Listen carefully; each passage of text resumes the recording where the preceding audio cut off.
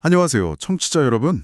오늘 저희는 신장세포 암종, 영어로는 Renal Cell Carcinoma, 줄여서 RCC라고 부르는 이 질환에 대해 좀 깊이 들어가 보려고 합니다. 네, 안녕하세요. 저희가 받은 자료, 그 로봇 J. 모저와 마틴 H. 포스의 의학 텍스트 일부를 가지고 이 복잡한 암의 핵심을 좀 파헤쳐 볼 건데요. 네, 이번 시간 목표는요, 이 RCC가 도대체 뭐고, 누가 잘 걸리는지, 또 종류는 어떤 게 있는지, 그리고 이제 어떻게 발견하고 치료하는지 이런 핵심 정보를 좀 명확하게 알아보는 겁니다. 네, 중요한 내용들을 짚어보는 거죠. 네, 약간 그 의학 교과서 핵심 요약 같이요.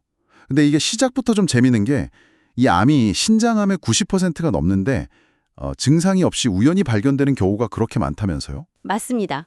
상장이 많아요. 심지어 옛날에는 영상기술이 지금 같지 않을 때는 뭐 다른 문제로 병원 갔다가 발견돼서 내과 의사의 종양 이런 별명도 있었다고 하더라고요. 네, 그랬었죠. 그만큼 진단이 쉽지 않았다는 이야기인데요. 대체 이게 어떤 암일까요? 그럼 가장 기본적인 질문부터 시작해보죠. 신장세포 암종, RCC, 이게 정확히 뭔가요? 신장암의 대부분이라고 하셨는데 다른 신장암하고는 어떻게 다른 건가요? 네, 그 RCC는 신장의 슬질, 그러니까 그 소변을 만드는 필터 역할을 하는 세뇨관 상피세포에서 시작되는 암을 말합니다. 아, 세뇨관이요? 네, 그래서 소변이 모이는 공간, 그 신우의 안쪽 벽에서 생기는 신우암.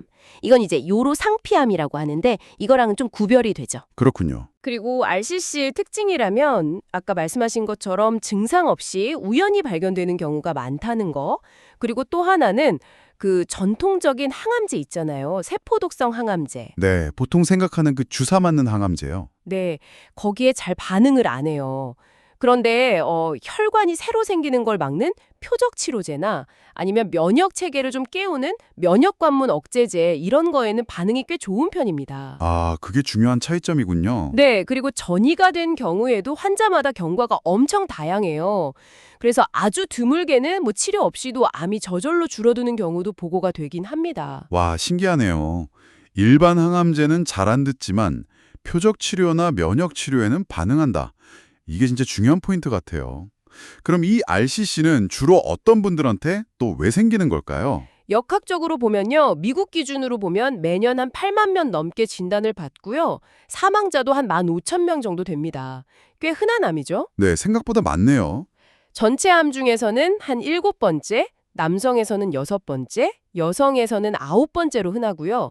남자가 여자보다 한 2배 정도 더 많이 생기는 걸로 되어 있습니다. 남성에게 더 많군요. 연령대는요? 주로 이제 55세에서 75세 이 중장년층에서 발병률이 제일 높고요. 45세 밑으로는 좀 드문 편이에요. 위험 요인 같은 것도 있겠죠. 뭐 때문에 잘 생기는지. 네, 여러 가지가 있는데 역시 흡연, 그리고 비만, 고혈압 이런 생활 습관하고 관련된 요인들이 중요하게 얘기되고요. 아, 역시 흡연, 비만, 고혈압. 네. 그리고 이제 만성 신부전으로 투석하시는 분들 아니면 특정 유전 질환이 있는 경우에도 위험이 좀 올라갑니다. 아까 그 선진국에서 발병률이 더 높다는 얘기도 있었잖아요. 그건 왜 그런 건가요? 네, 그거 흥미로운 부분인데요. 북미나 유럽 같은 나라에서 발병률이 높게 나오는데 이게 진짜로 거기서 더 많이 생기는 건지 아니면 개발도상국은 아무래도 진단 장비나 보고 시스템이 좀 부족해서 적게 잡히는 건지 그건 좀 명확하지는 않아요. 그럴 수 있겠네요. 근데 최근 추세를 보면 선진국에서는 사망률이 좀 안정되거나 줄어드는 경향이 보이거든요. 이게 아마 효과적인 신약들, 그러니까 비싼 표적 치료제나 면역 치료제 접근성 차이 때문일 가능성이 좀 커 보입니다. 아, 치료 접근성 문제군요. 유전적인 요인도 무시 못한다고 하셨는데 그 폰 히펠 린다우 증후군, VHL 증후군, 이게 대표적이라고요? 그렇습니다. 대부분의 RCC는 그냥 우연히 생기는 산발성이지만 한 5% 정도는 유전적인 소인이랑 관련이 있어요. 그중에서 제일 잘 알려진 게 바로 VHL 증후군입니다. VHL 증후군. 네, 이게 VHL이라는 특정 유전자의 돌연 변이가 생겨서 발생하는 우성 유전 질환인데요. 이 증후군이 있는 분들은 평생 살면서 투명세포 RCC가 생길 위험이 무려 70%나 돼요. 70%요? 엄청 높네요. 네, 굉장히 높죠. 그리고 그것뿐만 아니라 뭐 망막이나 뇌에 생기는 혈관 종양, 또 부신 종양 같은 다른 여러 종양 위험도 같이 올라갑니다. 그 VHL 유전자가 구체적으로 어떤 역할을 하길래 이렇게 암이랑 관련이 깊은 건가요? 바로 그 점이 이제 RCC 연구의 핵심이었는데요. 이 VHL 단백질이 우리 몸 세포가 산소 농도를 감지하는 시스템에 아주 중요한 역할을 해요. 산소 농도 감지요. 네, 정상 상태에서는 세포에 산소가 부족할 때 활성화되는 HIF, 저산소 유도인자라고 하는데요. 이 단백질을 분해시켜서 조절을 하거든요. 또 많아지지 않게. 그렇죠. 근데 이 VHL 유전자에 문제가 생기면 HIF가 분해가 안 되고 계속 세포 안에 쌓이는 거예요. 마치 고장난 센서처럼요. 아하. 그럼 이 쌓인 HIF가 뭘 하냐면 혈관 생성을 막 촉진하는 VLGF 같은 성장 인자들을 막 만들어내라고 신호를 보내요.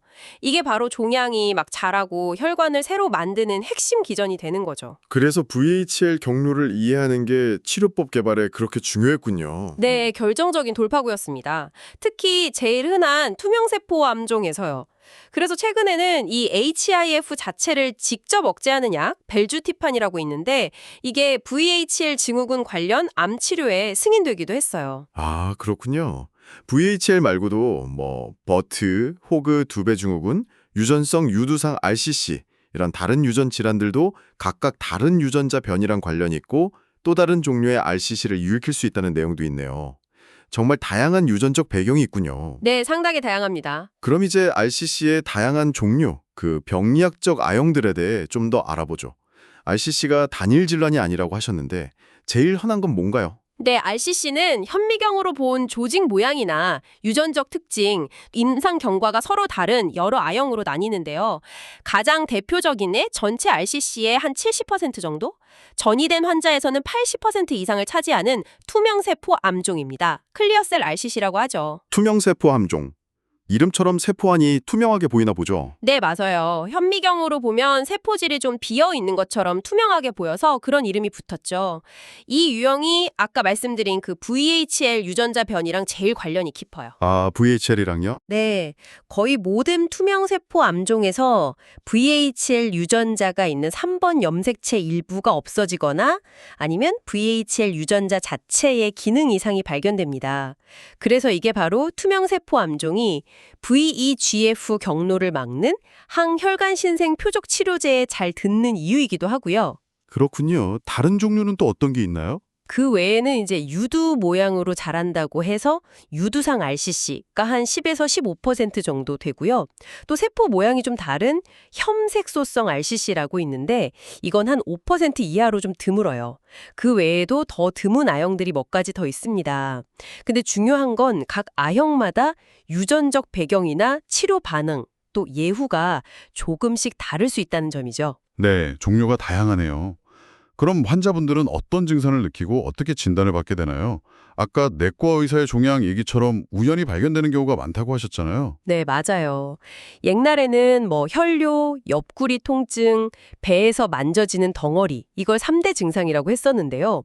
요즘은 건강검진 많이 하시잖아요. 네, 그렇죠. 아니면 다른 문제 때문에 배 초음파나 CT 검사를 받다가 우연히 발견되는 경우가 한 60% 이상으로 훨씬 흔해졌어요. 아, 그래서 조기 진단율이 높아졌군요. 그렇죠.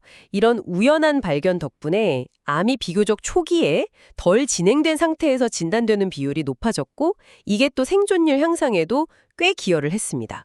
물론 열이 나거나 체중이 줄거나 피곤하거나 빈혈 같은 좀 애매한 전신 증상이 나타날 수도 있고요.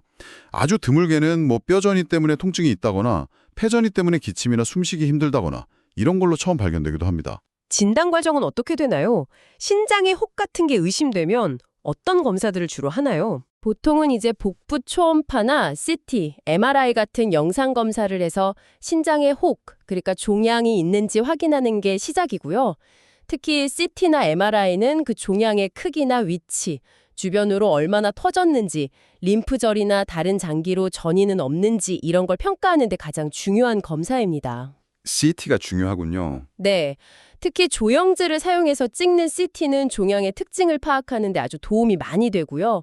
필요하면 이제 폐전이 같은 걸 보기 위해 흉부 CT를 찍거나 뼈전이를 보기 위해 뼈 스캔 같은 걸 추가로 하기도 합니다. 이걸 다 종합해서 최종적으로 병기, 그러니까 암이 얼마나 진행됐는지를 결정하게 되죠. 아주 작은 혹은 영상만으로 좀 애매할 때 조직 검사를 하기도 하고요. 신장에서 발견된 혹은 대부분 암일 가능성이 높다고 봐야 하나요? 신장에서 발견된 고형 종괴, 그러니까 물혹이 아니라 좀 단단한 덩어리는 일단 악성, 즉 암일 가능성을 높게 생각하고 접근하는 게 일반적입니다. 아, 일단 의심하고 보는군요. 네, 물론 혈관근 지방종이나 호산성 세포종 같은 양성 종양일 수도 있고 염증 덩어리일 수도 있지만 RCC가 워낙 제일 흔한 원인이니까요. 그래서 영상검사에서 암이 강하게 의심되면 추가 검사로 확진하고 치료 계획을 세우게 됩니다. 가장 흔하게 멀리 전이되는 부위는 폐, 그다음 림프절, 간, 뼈, 뇌 이런 순서예요. 네, 진단이 되면 이제 병기를 정한다고 하셨는데 이 병기에 따라서 치료법이나 예후가 당연히 많이 달라지겠죠. 그렇습니다. 병기는 보통 TNM 시스템이라는 걸 쓰는데요. 간단히 말하면 T는 종양 자체의 크기나 침범 정도, N은 주변 림프절로 퍼졌는지, M은 폐나 뼈 같은 다른 장기로 원격 전이가 있는지 이걸 나타내요. TNM이요? 네. 그래서 1기, 2기는 암이 신장 안에만 있는 초기 단계고요. 3기는 신장 주변 조직이나 혈관 또는 근처 림프절까지 침범한 경우, 4기는 이제 다른 장기로 멀리 전이가 된 상태를 말합니다. 아무래도 병기가 낮을수록 좋겠죠. 당연하죠. 병기가 낮을수록 예후가 좋고 완치 가능성도 높습니다. 전체 RCC 환자의 5년 생존율은 대략 한 77% 정도로 보고되는데요. 이게 1기에 진단되면 90%가 넘지만 4기에 진단되면 20% 미만으로 뚝 떨어져요. 병기에 따라 차이가 아주 큽니다. 특히 그 전이가 있는 4기 환자분들은 예후를 예측하는 모델 같은 것도 있다고 들었어요. 네, 맞아요. 전이성 RCC 환자분들은 예후가 워낙 다양해서 치료 방향을 정하거나 환자분하고 상담할 때 도움을 받으려고 여러 예측 모델을 씁니다. 그중에 제일 널리 쓰이는 게 IMDC 위험 모델이라는 건데요. IMDC요? 네, 이게 몇 가지 위험인자를 봐요. 혈액검사 수치 중에 헤모글로빈, 칼슘, 호중구, 혈소판 수치, 그리고 환자의 전신 활동 상태, 또 진단받고 나서 전신치료 시작할 때까지 걸린 시간, 이렇게 6가지 인자를 평가합니다. 아, 6가지요? 네, 이 위험인자가 몇 개나 해당되느냐에 따라서 저위험군 0개, 중간위험군 1에서 2개, 고위험군 3에서 6개 이렇게 나누고요. 각 군마다 예상되는 생존 기간 중앙값이 달라요. 어떻게 다른가요? 예를 들어서 요즘 많이 쓰는 면역항암제 기반 병용요법으로 치료받는다고 가정하면 위험인자가 하나도 없는 저위험군은 생존기간 중앙값이 5년 이상으로 꽤 길고요. 중간위험군은 약 4년, 고위험군은 약 3년 정도로 예측됩니다. 물론 이건 어디까지나 통계적인 예측치고 실제 개별 환자의 경과는 다를 수 있죠. 이런 모델은 임상시험 설계할 때도 중요하게 쓰이고요. 그렇군요. 자, 그럼 이제 가장 중요한 치료 이야기로 넘어가 보겠습니다. 병기에 따라서 치료 전략이 달라질 텐데요. 먼저 암이 신장이나 그 주변에만 있는, 그러니까 1기에서 3기의 경우는 어떻게 치료하나요? 네, 암이 아직 신장 주변에만 머물러 있는 국소 질환일 때는요, 가장 기본적이고 중요한 치료는 수술입니다. 수술로 암 조직을 제거하는 거죠. 수술이 기본이군요. 네, 크게 2가지 방법이 있는데 하나는 신장 전체를 다 드러내는 근치적 신절제술, 또 하나는 종양만 떼어내고 정상 신장 조직은 최대한 살리는 부분 신절제술, 이걸 이제 신원 보존 수술이라고도 해요. 아, 신장을 보존한다고요? 네, 예전에는 그냥 신장 전체를 다 떼는 근치적 절제술이 표준이었는데 요즘은 기술도 좋아지고 또 장기적으로 신장 기능을 보존하는 게 중요하다는 인식이 커지면서 가능하다면 부분 신절제술을 먼저 고려하는 추세예요. 어떤 경우에 부분 절제술을 하나요? 특히 이제 종양 크기가 좀 작거나 보통 4cm 미만, 아니면 환자분이 신장이 하나밖에 없거나 아니면 이미 신장 기능이 좀 안 좋은 분들, 이런 경우에는 더욱더 부분 절제술을 하려고 하죠. 수술 방법은 예전처럼 배를 여는 개복 수술도 있지만 요즘은 배에 작은 구멍 몇 개 뚫고 카메라랑 기구를 넣어서 하는 복강경 수술이나 로봇 수술을 많이 합니다. 네. 수술로 암을 다 제거했는데 혹시 재발을 막으려고 추가 치료가 필요한 경우도 있나요? 보조요법이라고 하던데요. 좋은 질문이신데요. 그 수술 후에 하는 보조요법에 대해서는 연구가 참 많았어요. 근데 과거에 나왔던 표적 치료제들은 대부분 수술 후에 썼을 때 뚜렷하게 재발을 막는 효과를 보여주지 못했거든요. 효과가 없었군요. 네, 좀 실망스러웠죠. 그런데 최근에 아주 중요한 변화가 있었습니다. 수술하고 나서 재발 위험이 높은 고위험군 환자들을 대상으로 면역 관문 억제제 중 하나인 펜버롤리주맙을 1년 동안 투여했더니 재발률을 낮추고 암 없이 생존하는 기간, 즉 무병 생존 기간을 늘리는 효과가 확인됐어요. 와, 드디어 효과 있는 보조요법이 나왔네요. 그렇죠. 그래서 이게 승인을 받아서 현재는 재발 고위험군에서는 수술 후에 펜버롤리주맙 보조요법을 고려할 수 있게 됐습니다. 하지만 재발 위험이 낮은 저위험군 환자분들은 여전히 수술 후에 그냥 지켜보는 것이 표준 치료입니다. 그렇군요. 그럼 이제 암이 이미 다른 장기로 퍼진 4기, 전이성 RCC 치료는 어떻게 다른가요? 아까 수술 역할은 좀 제한적이라고 하셨는데요. 네, 전이성 질환에서는 이미 암세포가 온몸에 퍼져 있다고 보기 때문에 이 전신에 퍼진 암세포를 조절하는 게 중요해요. 그래서 약물 치료, 즉 전신요법이 치료의 중심이 됩니다. 약물 치료가 핵심이군요. 네. 다만 예외적인 경우가 있긴 한데요. 예를 들어 전이된 부위가 딱 한 군데이고 수술로 완전히 떼어낼 수 있다면 전이 절제술을 시도해 볼 수는 있어요. 그러면 드물지만 장기 생존을 기대해 볼 수도 있고요. 또 신장에 있는 원래 암덩어리 때문에 막 출혈이 심하거나 통증이 너무 심할 때 이런 증상을 좀 조절하기 위해서 원발종양, 즉 신장에 있는 암을 떼어내는 수술을 고려하기도 하는데 이건 모든 환자에게 다 하는 건 아닙니다. 그리고 뼈나 뇌에 전이가 생겨서 통증이나 다른 증상이 있을 때는 방사선 치료가 도움이 될 수 있고요. 네. 그럼 전이성 RCC의 핵심인 약물 치료는요? 아까 일반 항암제는 잘 안 듣는다고 하셨잖아요. 그럼 어떤 약들을 쓰나요? RCC 치료는 지난 한 20년 동안 정말 극적인 변화를 겪었습니다.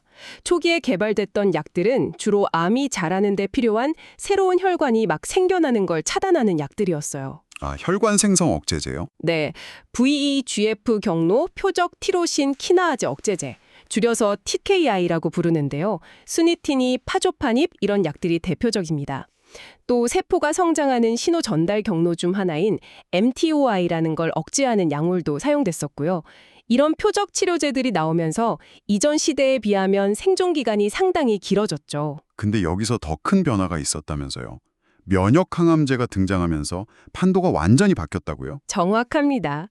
그 면역 관문 억제제의 등장이 RCC 치료의 패러다임을 그냥 완전히 바꿔놨어요. 어떻게 바뀐 건가요? 우리 몸에는 원래 면역세포, 특히 T세포라는 게 암세포를 공격할 수 있거든요.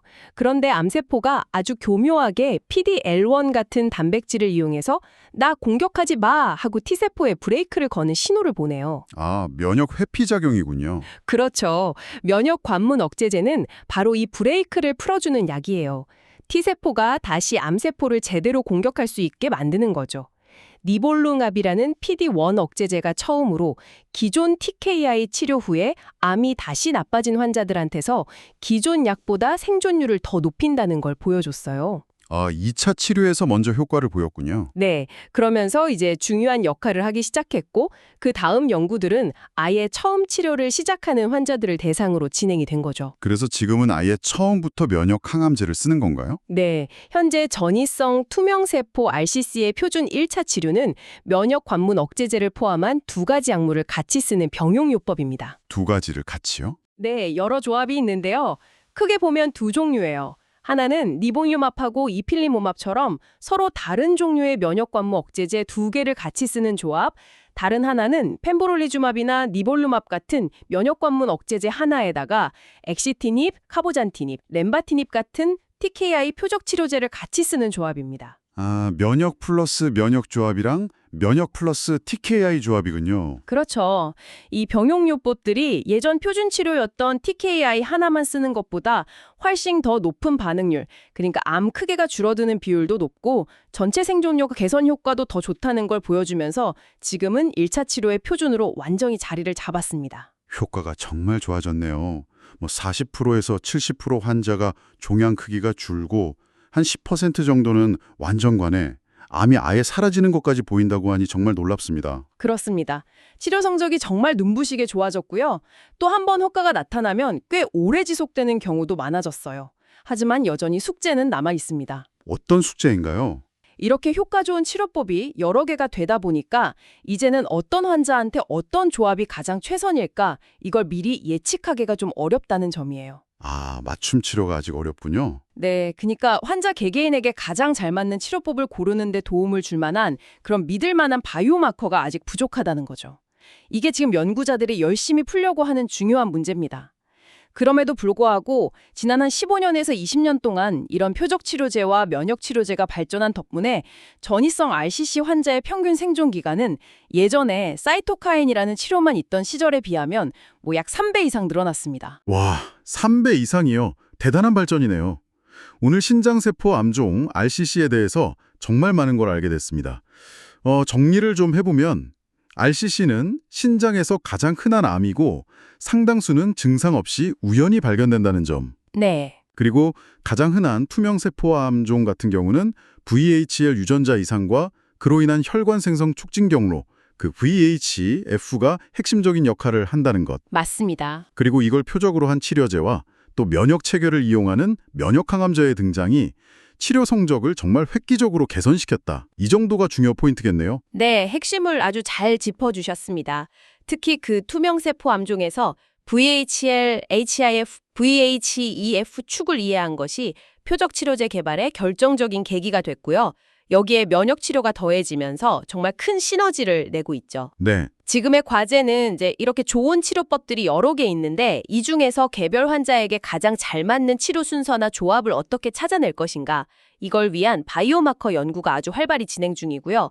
또 하나는 이제 전 세계적으로 봤을 때 이런 혁신적인 치료에 대한 접근성 격차, 이것도 줄여나가야 할 중요한 문제죠. 그렇군요. 마지막으로 저희 청취자 여러분께 한번 생각해볼 질문을 던지면서 마무리할까 하는데요. 네. 이 RCC, 특히 투명세포 암종의 경우를 보면 VHL이라는 특정 유전자 경로와 혈관 신생이라는 아주 뚜렷한 특징을 공략해서 치료에 큰 성공을 거뒀잖아요. 그렇죠. 그렇다면 겉보기에는 전혀 달라 보이는 다른 종류의 암들에서도 어쩌면 그 암세포만이 가지고 있는 좀 독특한 에너지 대사 방식이라든지 아니면 주변 환경에 적응하는 특별한 방법 같은 거, 이런 걸 더 깊이 파고들면 RCC에서 그랬던 것처럼 뭔가 예상치 못한 새로운 치료 표적을 발견할 수도 있지 않을까요? 아주 좋은 지적이십니다. 충분히 가능성 있는 이야기죠. 네. RCC의 성공 스토리가 어쩌면 다른 암 연구에도 중요한 교훈을 줄 수 있지 않을까? 이런 생각을 해봅니다. 네, 저도 동감합니다. 오늘 신장 세포 암종에 대한 이 깊이 있는 이야기에 함께해 주셔서 정말 감사합니다. 네, 감사합니다. 여러분의 지식 여정에 유익한 시간이 되었기를 바랍니다.